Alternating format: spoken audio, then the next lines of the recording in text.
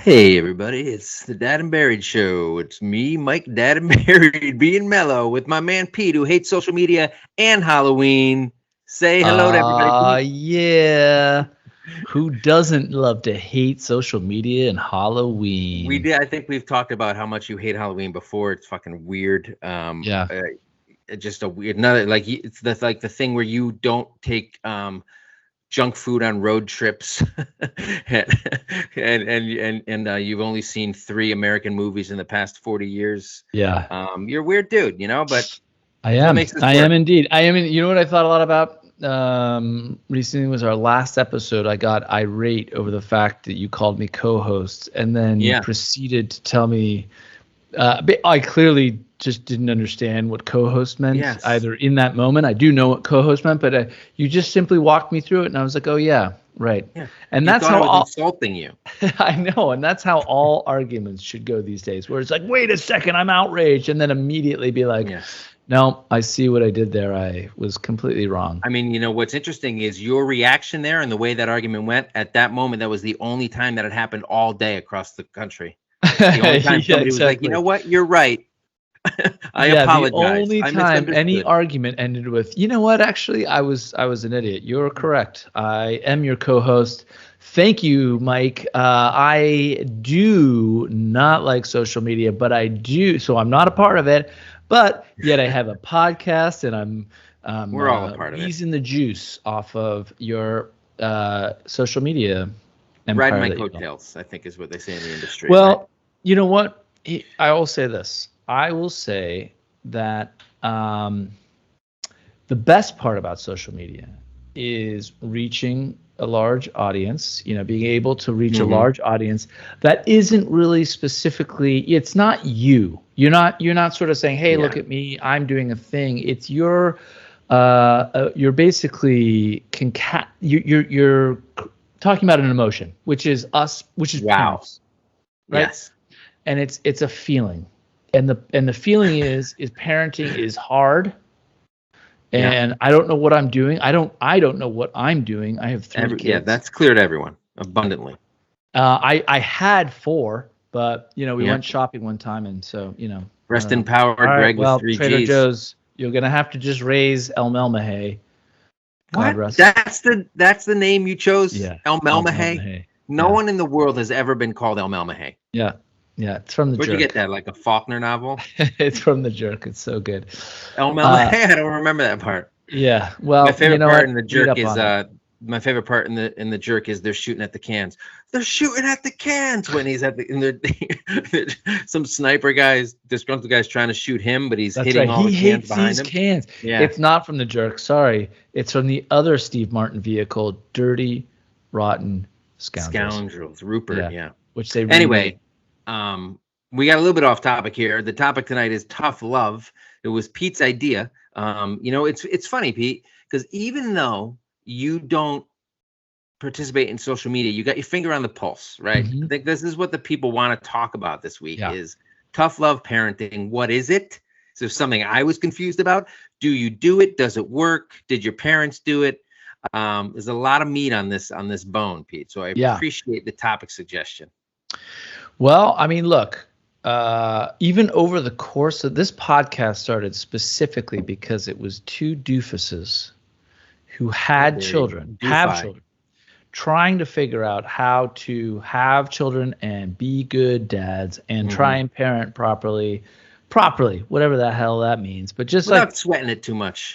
just not, but maybe also, maybe, I'm just gonna put this out there, maybe acknowledging that parenting really is tough and it's hard It and it's is. not like all like Instagram like filters and like loving making BS. Yeah. making pancakes. Have you ever made pancakes with kids? It sucks. It You know what? I don't think I really have. sucks. Yeah, exactly.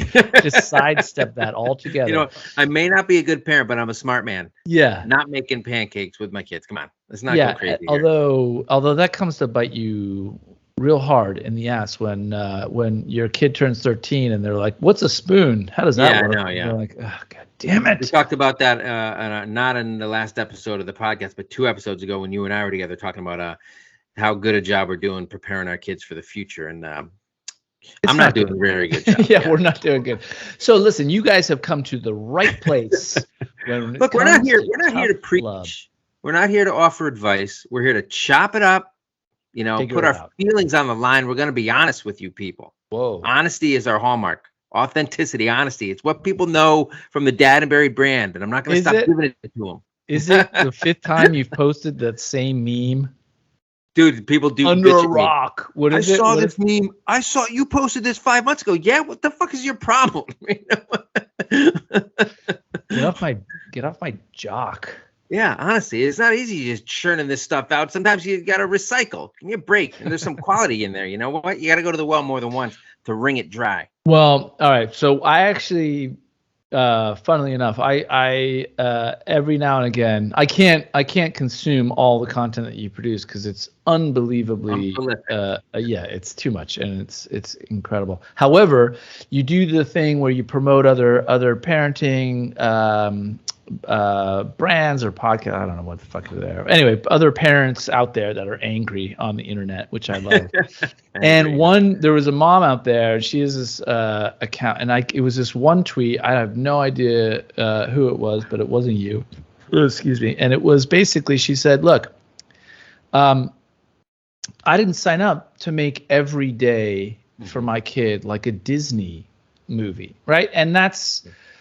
And you know what? That sort of really that resonated with me because I was like, you know what? I feel that a lot. I feel that collectively, as just in general, that's what we're trying to do. And if we're not doing that, we're feeling bad about not doing that. Yeah. And at the end of the day, I think, if I may just counter that point with, fuck that. Like, we should not be making every day a Disney experience. Capable of doing it. But I mean, that's not true. I have no interest in it. No, that's not true, dude. Your birthday parties for your kids are my wife. Extravagant. That's my wife, right? That's my wife. She can do that. She does that. She feels guilty over not doing enough of it. And I'm a little bit more laid back. I'm like, they're fine. They're not having a bad childhood. It'll all be fine. But there is the balance to be struck between kind of making everything special for them and making everything like a nightmarish dystopia, like in the Mad Max Beyond Thunderdome, right? Like sometimes I make them get in a cage and fight each other in the Thunderdome, Well, 2 men enter, 1 man leaves. Who's it going to be? It wasn't Greg. That's how you lost your son, Greg, with 3 G's. I'm sorry. His name was Elmamahay.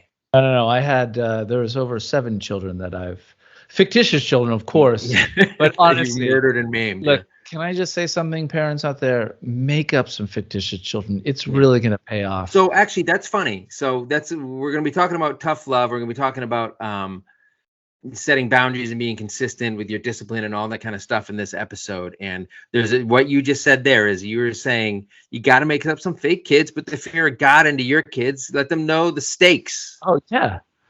Oh, I'm sorry. Are you not supposed to do that? I'm pretty sure you are. So we'll get into it. We'll get into it right after this.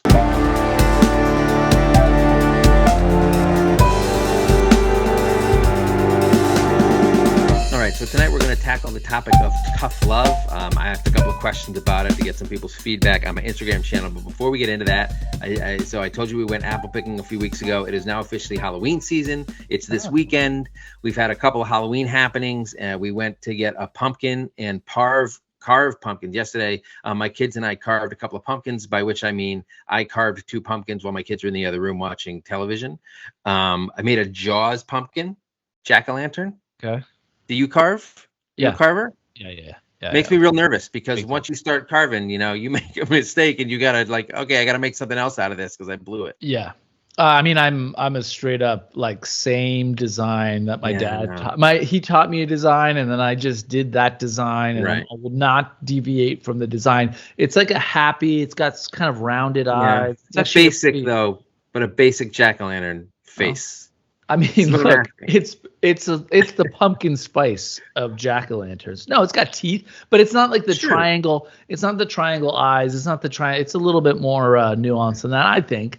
And But yeah, I do. You can't. What's the kid gonna do with a knife? I mean, you know how hard it is Yeah, to no. actually penetrate a And pumpkin. we talked about this, about like teaching our kids to use a knife. I want my kid to know how to use a knife. I do not want to watch him learn because it's terrifying. Like I'm Right. sitting there, he's stabbing a thing. I'm like, no, you want to cut away. No, like it doesn't get in easily because No, it I is know. hard. And then they're using so much torque, they rip it back, and it's terrible. Exactly. I want my kids to learn how to use a knife. I just don't know why my 11-year-old daughter learned how to use a butterfly knife. Like, where did that come from? Do you know what I mean? She's been watching a lot of like 50s crime movies. Well, to be fair, she does go to public school in New York City, so it all kind of makes sense. You know what I mean, guys? Yes. With all the knives. It's funny because there's a kid who's got a knife like that in the original or in both adaptations, the movie and the TV miniseries from like 1990. We showed my 11-year-old the first episode of that, which is like really dated, but also like it's a pretty tame introduction to a pretty scary subject matter, just because it was on network television, so the restrictions sort of restrict it from being too scary. It's creepy.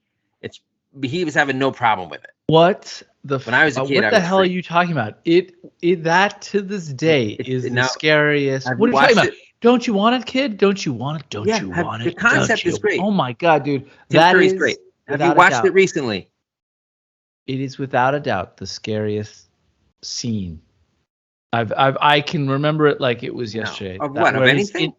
What is he? Is it in the shower or is it in the? No, he's in the. He's in the sewer, and he's like, sewer. Do you want the balloon? And then he's like, what? Well, don't you want it? And then just taking it down, like, don't you want it? And then he growls at the end. And he's like, don't you want it? Oh my God. So you're talking about the television miniseries? The television miniseries with none other than what's his name? Seth Green? No. What? Seth Green. Jack Ritter. Seth Green is one of the characters when they're kids. Jonathan Brandis is one of the characters when they're kids. Who's the clown? The clown Tim is Curry. Tim Curry. Yeah. He's great. Anyway, so we showed my 11-year-old that, and there was one part which I agree is like the creepiest part, when like the photo album comes alive and Pennywise stares at him. But it's nowhere near, because it scared me when I was a kid. And I do think it's better probably in some ways than the movie adaptations that came out a couple years ago. The second half, like the second movie adaptation, because they split it into two, was so bad. But I'm trying to find some entry-level horror movies to like show him, and I felt like that was like, because it was network television, it wasn't going to be like HBO scary, right? It was going to kind of be PG-13 at most, and he handled it fine. Yeah, you didn't think like a 10-foot naked grandma was going to be scary? That's The Shining, dude. Oh no, I think you'll find it's the second half. No, but that's not in the. That's not going to be in the network television one. That's in the movie. No, I know. That's what I'm saying. You're saying the movie was not that scary, and I was like, why wouldn't you find a naked grandma who's like 10 foot tall, scary, and it's still daytime, just running around the apartment, being like, and really, she get 10 feet tall. Yeah, she got pretty tall. She like stretches out. It's weird. It gets really. I mean, the scariest part is that she's like in the background, like running around naked. It's she like darts between. Yeah, I don't like that movie though. That movie's okay. I don't like the style. It's all like really quick camera movements when he's Pennywise and stuff. Like Tim Curry. I have no. The thing I don't like about that movie is literally it was like 3/4 way through. I'm like, dude, that's the Old Spice guy. That's the Old Spice. Isaiah Mustafa or whatever his name is. Who is he in it? He's the main guy. He's the guy who sits back. He's the only black guy. The librarian. There you go. He's a librarian. Mike. Okay. Yeah. Yeah, and I don't remember. He's the only guy, and he sits back in the town. He's the only guy who doesn't leave, and he stays there. Yeah, only I know to tell everybody to come back. But I didn't know it was the speed stick, dude. He's the Old Spice guy. That's what I mean. I know who that guy is. I just don't remember the movie, so I don't remember. The minute it hit me, I was on my phone the whole time just looking at old commercials of him like, now I'm in a towel, now I'm in here, now I'm on a horse. All right. Awesome. So I was hoping the movie might like scare my kid a little bit, but it didn't. So instead, a couple times he said it was funny, and I was like, oh shit. Anyway, so sometimes he needs tough love. It's a horrible segue, but. Like, he's pissing me off. He lost his phone. I was telling you before we got on air. And so like trying to teach responsibility and consequences and stuff. There are a couple of comments about this in the thing, but before we get into that, you wanted to do kind of a parents in the news segment, and this dovetails perfectly. So there's a story out of Shreveport, Louisiana, where there's a bunch of violence at a school, like 23 arrests in a week at a high school, and like 40 local dads and high school dads formed Dads on Duty and go to the school and like greet everybody and make dad jokes and like give them everybody stern looks and like set the tone and the vibe. Since they started doing it, there's been no arrests, no incidents, right? And the kids are like, yeah, they're funny, but it's also like tough love. They legitimately talk about, and the dads talk about how they're giving tough love to these kids, like scaring them a little bit, not joking around with them too much, letting them know like, we could fuck you up if we have to. But I thought that was pretty interesting because it wasn't about like corporal punishment or making the kids go to detention or anything like that, right? It was just a fun, like, dads are good at the tough love thing, hopefully. Right. Are you good at it?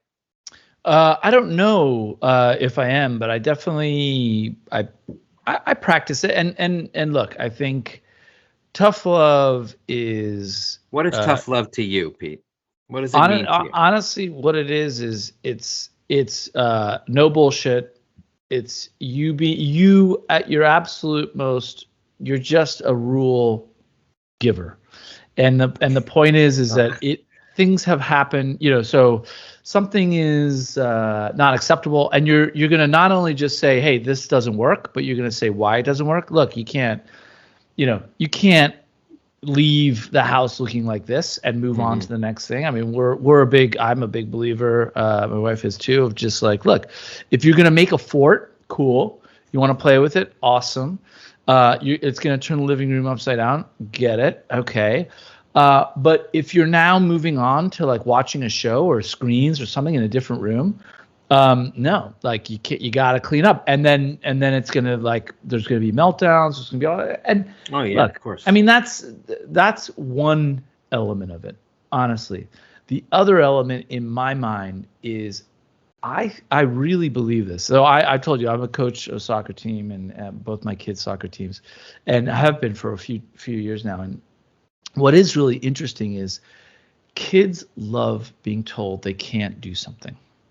They actually, it's a thing. Like if you tell a kid, and I've experienced it, I'll tell them, like, for example, one way, as opposed to being like, hey, you got to clean up your room or clean up this fort, I'll be like, there's no way a kid like you or you could possibly clean up a room like this, because only an amazing kid could do that. But that's not what you could, because you are like, obviously, look at you, you're just tiny kids. You're only a grown up. I'm going to go upstairs.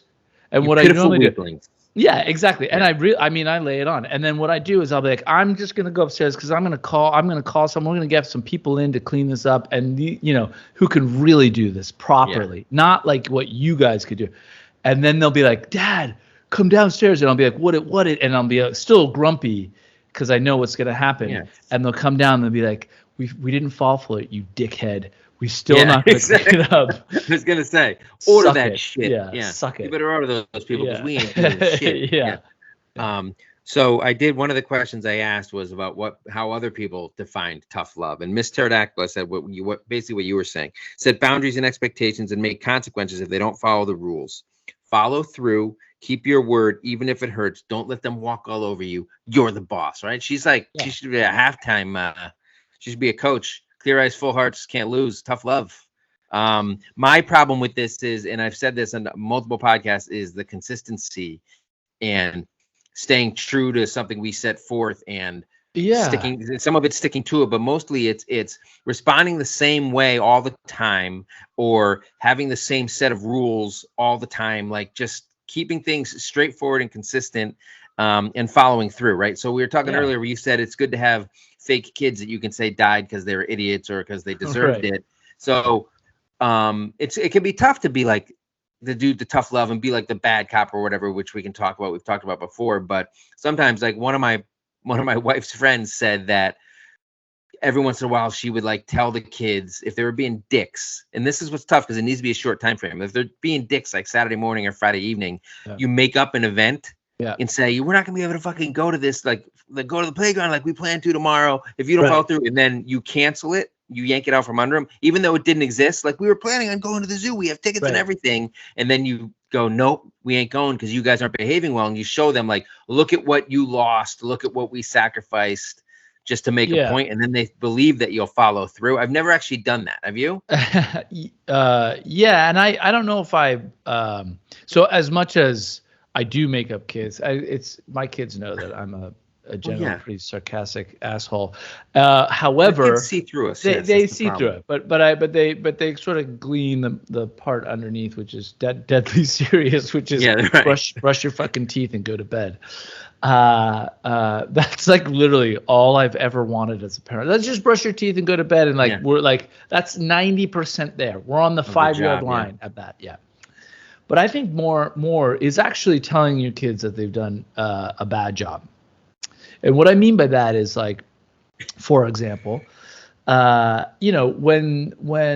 something has happened and it's, it just, again, I'll use a soccer analogy where, like, I'll know my kid's kind of walking or whatever.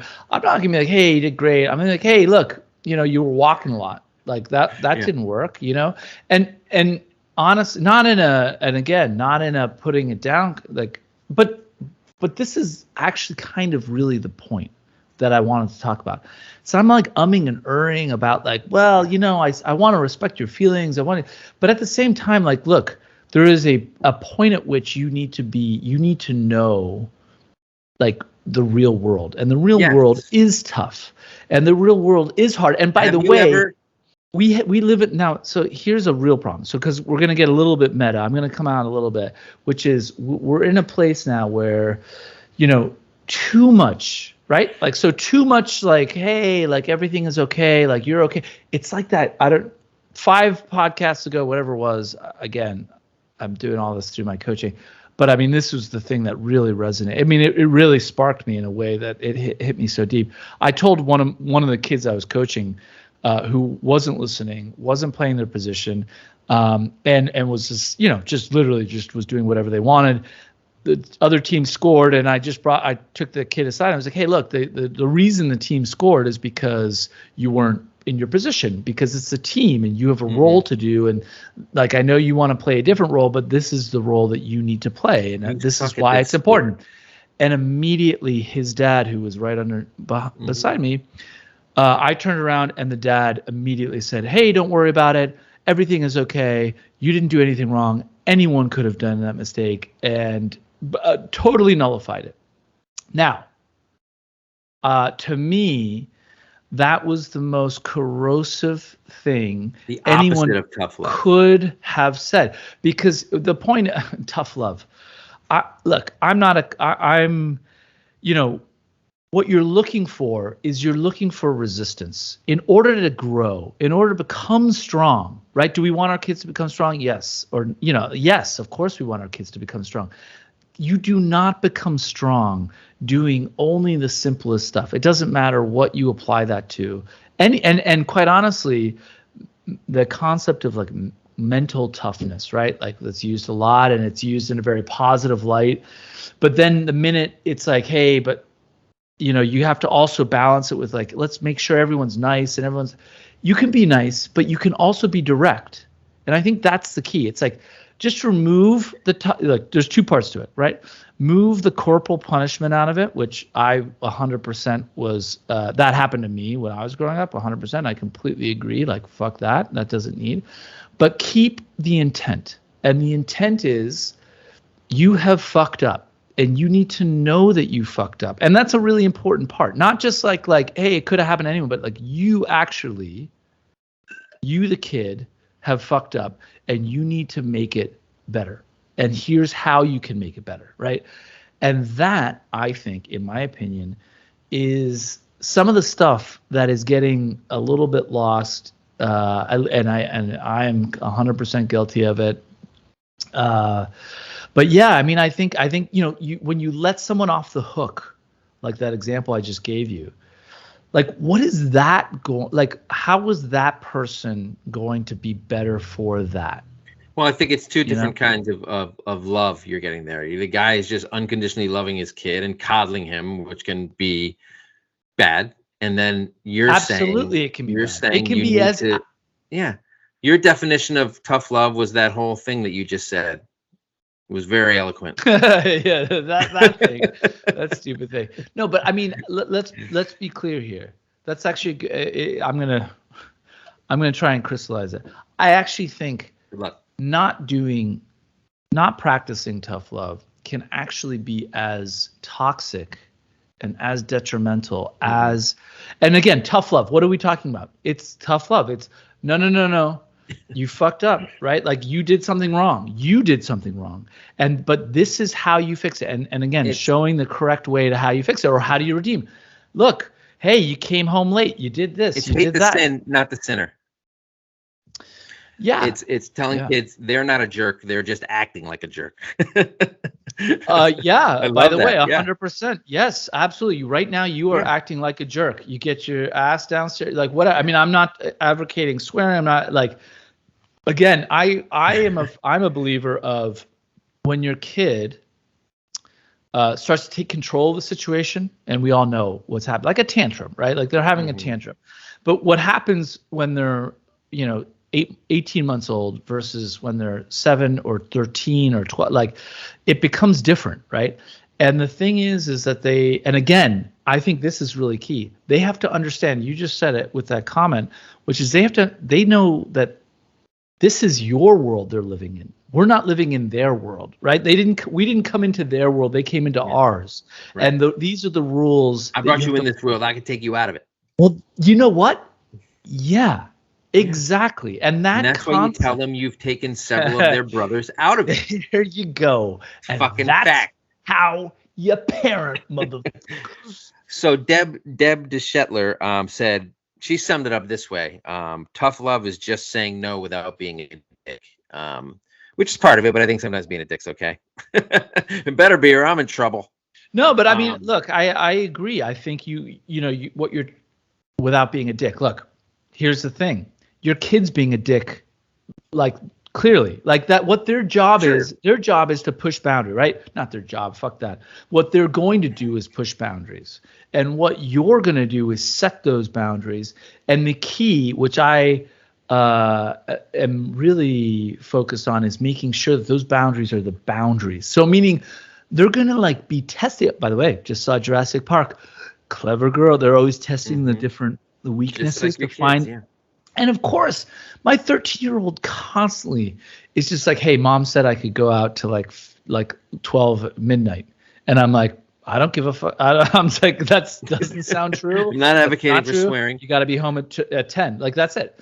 And then, she'll do the same thing. She'll be like, Dad said I can go out. They're playing. Sure. They're gonna push every boundary you can possibly. Part of it is having the set boundaries, but also to get back to something you were saying before is almost everything you do, especially when they become teenagers, they think you're being a dick no matter if you are or not, because you're telling them they can't do things, right? And I have a meme that was, sometimes you got to be an asshole to your kid to make sure that they don't grow up to be an asshole. But what that really means is sometimes you've got to do stuff that makes your kid think you're an asshole. Right, 100%. Just for their benefit, right? And that's essentially what tough love is. Right? You have to do stuff the kid doesn't want, that is in their best interest, but they don't understand that, right? But the key to it is you never get physical, and make sure that they know that it's hate the sin, not the sinner, that you love them and you're just trying to teach them to become a better person. And this is how the real world works, and you are going to be a fucking living in a cardboard box if you don't get your shit together, right? And until cardboard boxes become like the next big like van life thing. Anyway, when they're like, oh, cardboard box, cool. There was some article that came out where some couple was like living in those big trucking or the shipping containers. They were like, the shipping container home is a scam. Oh yeah, no shit. It didn't work out for you. Shocker. Well, yeah, that didn't work out for Brian Landry or those guys either. Did it, Mike? Yeah, did it, Mike? No, I wasn't. That's not what I was talking about. I thought I'd make it like really funny. So no, but look. I want to pick up on this one thing because I think this is important. By the way, if you're listening to this, you are a parent, and your job, our job, my job, we have to parent these kids. And by the way, and this is part of it, and I really feel it. I feel this way we live in Brooklyn. Mike, you and I both live in Brooklyn. Yeah. We happen to not live in the same building, but we're trying desperately to make that happen so that our love can finally be realized. But the point is that, you know, there is a very there's a very sort of an emphasis placed on, you know, just being very aware, et cetera. Aware. I'm going to use the word aware, which I agree with, by the way. But at a certain point, there is a limit, and you are their parent, not their friend. In fact, right. Yes. And I think this is key, which is, a friend of mine who had a really like aggressive dad growing up, is super good friends with his dad now. And the whole point is that's kind of the deal, right? You're not your kid's friend. Like when they're like 18 months. Yeah.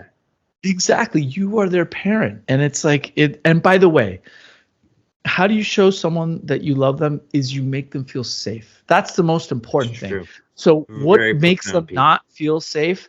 If you're hitting them, if you're punching them, if you're screaming at them, if you're threatening to throw them out, like that shit doesn't make a kid feel safe. So that is going to instantly make their home life a shit show. However, if they're fed, if they're clothed, if you're, you know, like just because you don't make it to every single one of their fucking recorder, you know, sessions because recital sessions. Yeah, like it's one of their recorder jam sessions. Yeah.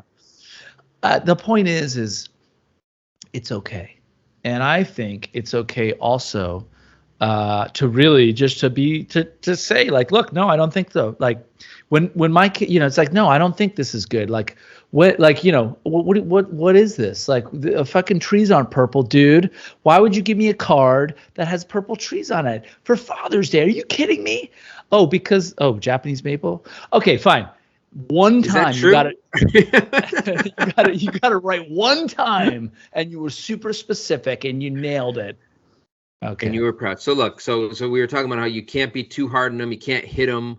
You don't want them to be scared of you from like you yelling at them. They have to always understand and believe that you love them. But you can also go the other way. Can have them be scared of you as a parent.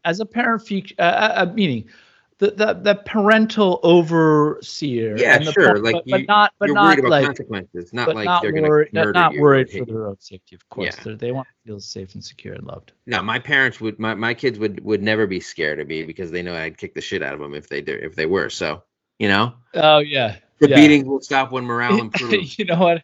They would be 3 insults into the Miami Dolphins, and you'd be like, "Stop! Okay, enough." Please. No, that can't hurt me. Nothing hurts me. I'm bulletproof when it comes to those shitheads, fucking Dolphins. So why do you even bring that up? I'm so used to them failing. I was talking to some other dad I met at like my son's Halloween thing. He's a Buccaneers fan.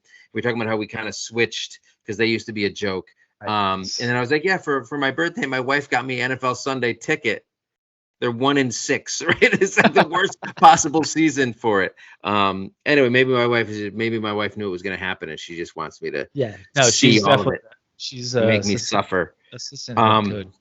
So you mentioned earlier, did your sorry. Vera Matera said, this is actually something I want to bring up real quick. So Vera Matera said, my question was about tough love and how we don't spank or anything like that. I mentioned that in my like Instagram story. And Vera Matera said it should be illegal. Plenty of scientific evidence proves it's harmful and doesn't work. I know she's talking about spanking and corporal punishment because I've seen all those same studies and it is, but it sort of seems like she's saying tough love should be illegal. And if that is what she's saying, that's not how we feel here, but I'm pretty sure she's saying the other thing. But you mentioned earlier that, so my parents, I can't remember if my parents spanked me. I think probably what happened is like they spanked me once or twice and I was then scared enough of being spanked that, you know, I stepped in the line. I don't consider myself psychologically scarred from it, but I don't think I've ever spanked my kids. Were you spanked, and do you spank? I was spanked, and it was, I mean, not, there was a few times, and I did, there was one time where I spanked my eldest daughter. That was the only time that ever happened, but it was, look, it like I said, it called for it. The situation was so intense that she, and it had to be broken in terms of like, look, this is my house, this is our place, this is where we are. 11-year-old once, it was for the same reason, right? It's like the atmosphere is so charged, something needs to kind of bring everything into focus. Yes. Right. And now I think look, it was just once, and they're more surprised than my kid was more surprised than he was like anything else, right? Yeah. Like he just did not anticipate it, which good. And I've never done it again, but you should be surprised. It shouldn't be the norm.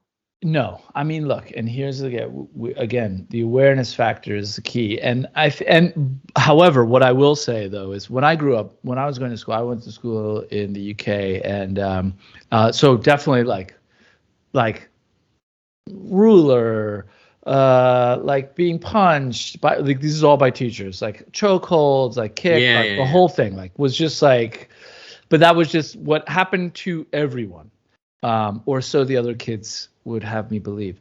So anyway, it was a wonderful life. It was a wonderful existence. No, but I believe. Look, I don't believe in that stuff, but what I do believe in, and this is. I really believe this is, and I believe this writ large, is you need to have that fire. And this is part of what the tough love is about, right? So being told no is a really important part of who you can become and who you will become. In fact, if we think about it, being told no, or you can't do this, or that's not happening, is the only formula for how we get stronger and better and move forward. Now, okay, so let's take this for a second. That is not to say, hey, you're a fucking piece of shit, you never do anything. This is the 25th time I've asked you to brush your teeth.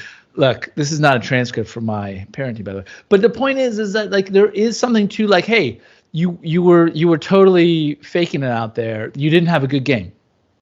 Boom, like that. Like that wasn't good. You were totally faking it. Yeah, you weren't playing your best. All. Yeah. You weren't giving it your all. And by the way, I'm gonna be and then, well, hold on a second. Like, no, you weren't doing the best that I know you can do. And I'm going to make sure that you know that. And that is. Have you ever thrown a folding chair at one of your soccer players? Hobby night style. No, but I have worn a red sweater, and I'm very, very rotund at this point. Oh, please. You look a little corn-fed, though, right? Yeah. A little bit. No offense. So someone said, photograph, I assume it's photography by Christian James, said, my teen laughs at tough love. He is of the entitled generation, and I miss the paddle. I know I'm not going to judge the dude too much for making that comment. Lots of parents will say something like that. I think that's really just an indication that, they know it's bad and they don't do it. And sort of like a joke, like back in the day, it was a lot more commonplace. But I do wonder, do you agree with his contention that like kids these days are just entitled and therefore, they don't respond to tough love? Or do you think that's shouldn't that be household by household more than anything else? I think fuck that. Depends on the parenting. Exactly. I think it's our responsibility, my responsibility, your responsibility. I believe this is why actually, and I don't want to get like, look, we like I said, we started this like just to be like, it sucks, like all shitty diapers and getting shitted on and all that. But it kind of grew for me at least, and I love it. Like I am so happy and content being a dad, and I love it. It's the absolute greatest thing. But I have such a feeling of responsibility for me and my kids to prepare them for what's happening, which is this.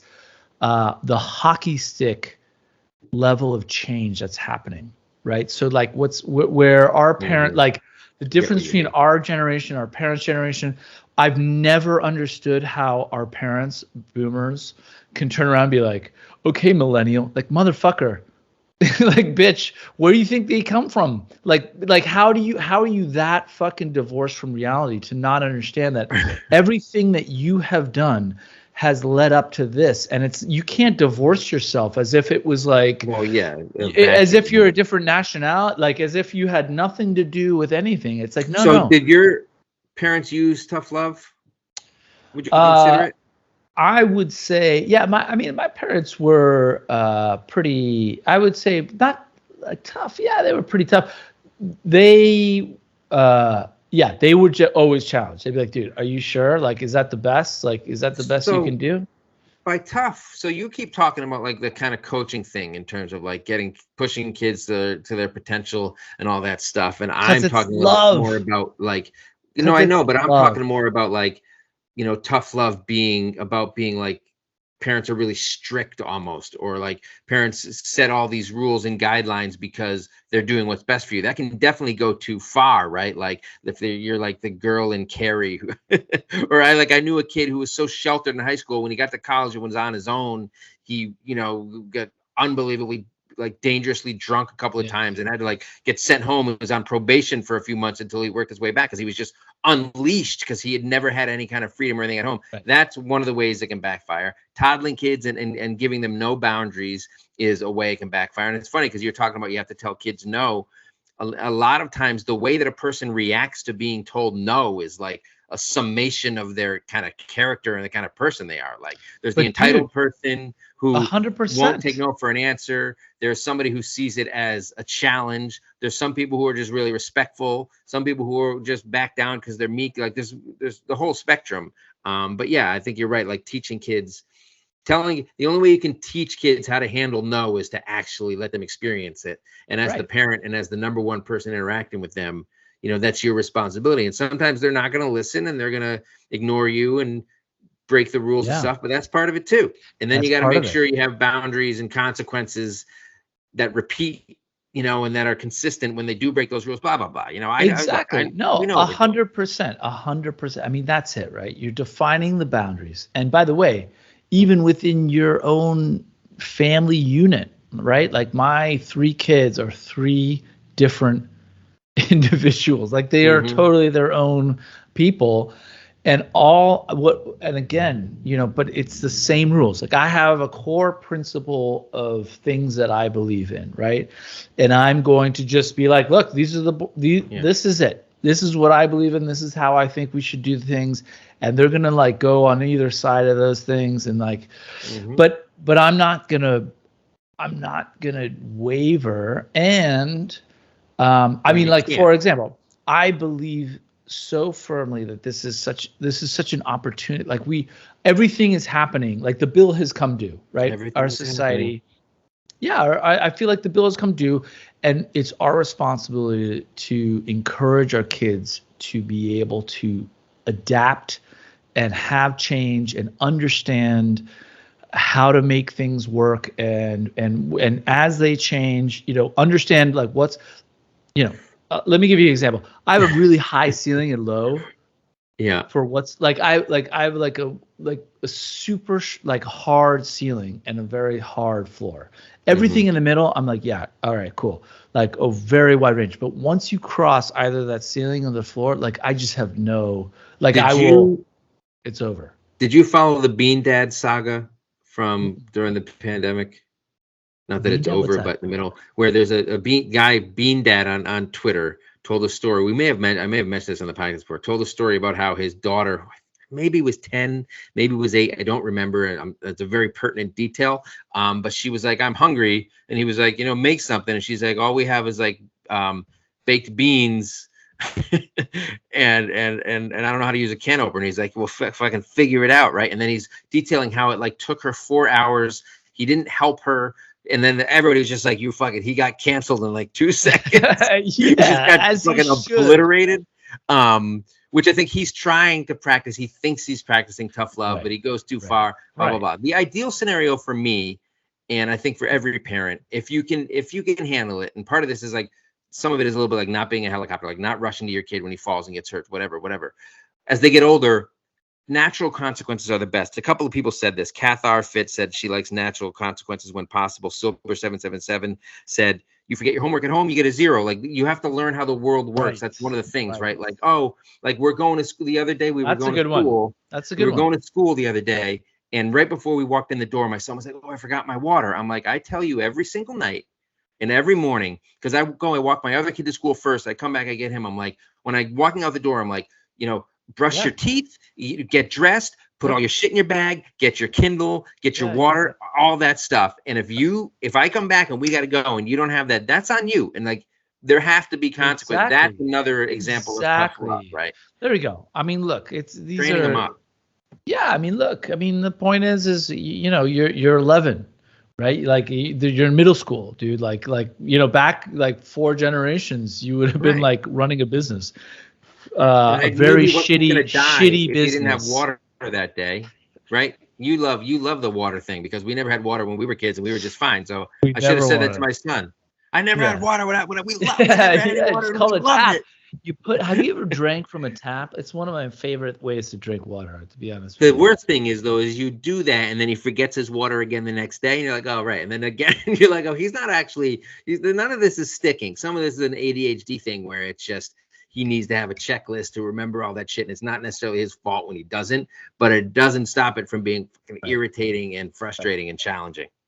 No, man. I mean, that's it, right? Like the point is it's not all tough love all the time, but it is tough love in general, right? Like the whole point is that it's the right amount of tough love and not the right amount of, oh, everything is going to be fine. Everything is unicorns. It's a Disney movie every day. Like that is what it is not. In fact, the Disney movie and Mommy Owl, just to give her a shout, who wrote that one, I think. Yeah, okay. That's the Instagrammer. I think, the Disney movie every day is not that's not the way to go. If you had to live in a Disney movie, what one would it be? I would say the Simpsons movie. Oh, that's a fucking loophole bullshit. You like to live in the Springfield? I don't think so. Yeah, man. Are you kidding? I live in Shelbyville. I'd be over in Shelbyville. The fucking lemon tree. Oh my god! You know who loves that? My middle kid. She just loves The Simpsons. I know. I love it so much. It's so good. She knows everything. You should show her the It miniseries. See how she takes to that. The one that I showed my son. They're the same age. Yeah, but she's not there. She's not. So we know you hate Halloween. Are your kids dressing up, or did you say? Let me clarify my stance on Halloween. I'm a grown man. I have a mortgage. I just don't need to dress up. Like this is what they mean when they say when you become an adult, your heart dies. Right? I don't no, it doesn't. It never was alive to begin with, Mike. Where's Peter Pan? It was never. Yeah, listen, it was never there to begin with. That's the thing. But I just let the kids enjoy it. It's fine. I don't have to fucking dress up. Sure. Like what? When the fuck did that happen? Where all of a sudden it's like, oh, you have to like go as a family. By the way, I'm gonna call bullshit 1,000 times over. You see a little kid dressed up as Marty McFly. Fuck that. That's like see the parents the most disingenuous. Like that kid doesn't know what the fuck Marty McFly is. Like, you should go up to him and say. And he hates ALS. And he hates Michael J. Fox. You see a 5-year-old wearing an AC/DC T-shirt, and you're like, name me their 5 best songs. Give me 3 songs. And that kid. On what album did Brian Jones? Huh? That kid won't be able to tell you anything, including where their parents are. You know why? Because he's a fucking poser, just like that Marty McFly kid. Exactly. Plus, he's in your van. It doesn't matter anyway because it's all too late for him. He's mad. His mouth is taped shut. He's not saying anything. So me and Mom and Barrett are dressing up. It's this Sunday. I don't want to spoil it. There's a chance as I'm getting ready, it will not work for me, and I'll abandon it. So I don't want to. What are you? I'm not telling you. I'm saying this is what I'm saying. Because there's a chance if I try to do it, it doesn't work. It's out. But my wife is very good at this kind of thing. It was actually my idea. So we'll see what happens. I'll share some photos. Family unit. All right. So it's a family unit. No, it's not.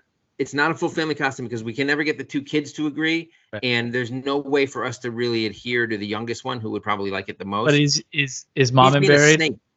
Mom and Buried in on it. So you and Mommy and Buried are going. Me and on Mom and Buried. It's a couple costume, yeah. All right. Did one a few years ago. Sonny and Cher. Years ago, I did a couple costume with her. This was like before we were married. In actually Salem, she dressed as a pretty woman, but Julia Roberts before she gets rich, like where she's dressed as a hooker with a yellow wig, and Heather made the dress and everything. It's impressive. And I went as Richard Gere in a gray suit, and I sprayed my hair gray, but I was chubby at the time, so I looked like Bill Clinton. And everyone's like, Bill Clinton, Paula. I had to be next to her for them to make any connection as to who I was. And even then, still, it could have just been Bill Clinton and a hooker, right? It's probably just as likely. That's my favorite thing. We totally. I think Heather and I are gonna crush this costume, just like you and I just crushed this tough love topic. We just fucking once again, we're kind of like we're throwing no hitters. We're hitting for the cycle every week. We got into it, guys, and I hope you enjoyed that. I mean, and look, I feel like it's a conversation that we should start, not just here, but just in general. Like it's a conversation that we need to start. We're the parents, by the way. Yes. Like this, it's not the government. Like we are the ones that are responsible for how the next generation is going to turn out. God, that was just beautiful. It was beautiful. And if they're going to be Mets fans and Dolphins fans. Disown them. Are you a Mets fan? Yeah. Oh my God, you're gross. You know why? There's the first of all, Citi Field is literally one of the best. So much better than Yankee Stadium. So awesome. The new Yankee Stadium is junk. Yeah, including like I love like the when you're walking around the stadium, like you're like in a service hallway, like random. Yeah, I know. Yeah, like next to sewer pipes. But Citi Field is so awesome, and it is cool. The tickets are chef's kiss. Salt Bay. Yeah. So cheap. Salt Bay. So that reminds me. So I just did the stupid Salt Bay thing. I do want to remind people we have a YouTube channel. So feel free to subscribe to that and watch us on there. You can see. Don't feel free. Do not feel free. You can see how often I roll my eyes when Pete is waxing poetic about some shit. You can check out what I'm wearing. I look pretty good. I got a new Fins cap. Nice colors. Love it. Fins 1 and 6, baby. The cap did not turn the tide. They did not win when I got my new cap because I got it right before this Sunday's game. Anyway, we will be back next week. Maybe me and Heather, maybe me and Pete. You gotta roll the dice. We don't know. We don't know. Phones. This is Neil Peart wrapped. But listen, what we would love is if you would rate us on Apple. Yeah, Apple. Yeah, that would be the called best. Apple, right? It's not iTunes anymore. Yeah, Apple Podcasts. Yes. Subscribe wherever you want. Rate us on Apple. Check us out on YouTube. We will be back. I will let everybody know what I dressed as this year for Halloween. Oof. And Pete will again explain that he is too old for this shit. Yeah. I'll be in a t-shirt. Is your wife dressing up? I'm sure she's got like cat ears and a witch. It's all, basic. You know what? She can look pretty good pretty quick. And then, of course, it's always like everything gets like explained. Like, yeah, I'm a cat witch. And I'm like, motherfucker. Like, that's like such bullshit. Like, no wonder you hate it so much. No, but I have these glasses that have sideburns and I become Elvis. And everyone. No, you don't. And look, this is what I think I hate the most about Halloween is half trying is worse. Than not dressing. Oh, you have to commit at or all. Do nothing. Yeah. And guess what? I choose nothing. Okay, I can respect that stance because if I didn't have a wife who was into it, I would probably do nothing because I agree with you. Halfway is usually like humiliating and weird. Yeah, like Bill Clinton. That was an accident. But I had the ultimate accessory. It was perfect. Anyway, we'll show you. I'll show you my costume next week. We will. We'll back here to chop it up about something else. I don't know what it is yet. All right. And then we'll catch you on the flip. Thanks so much. We love you. See you next time.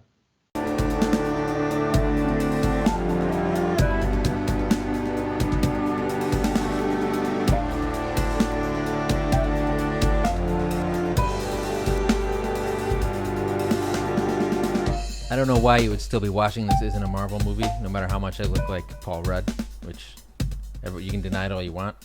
It's there. The eyes, I think. I'm young looking like him.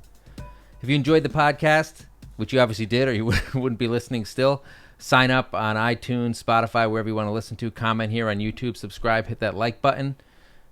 We want to hear from you. Comments, questions, dirty jokes, money, all the money you can give us. We'd love it all. Catch you next time.